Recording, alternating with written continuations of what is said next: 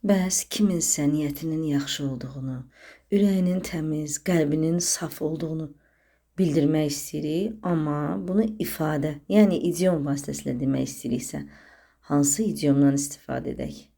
İngilis dilində belə bir maraqlı idiom var. Heart is in the right place. Yəni ürəyi təmizdir, qəlbi doğru yerdədir, niyyəti yaxşıdır, yaxşı niyyətlidir. Bir sözlə yaxşı insandır. Cümlədə işlədək ki, yadımızda qalsın. Məsələn, he made a mistake, but his heart was in the right place. Yəni, səhv elədi, o bir səhv elədi. Amma niyyəti yaxşı idi. Yəni, ürəyi təmiz insandır, pis insan deyil əslində. Səmimidir.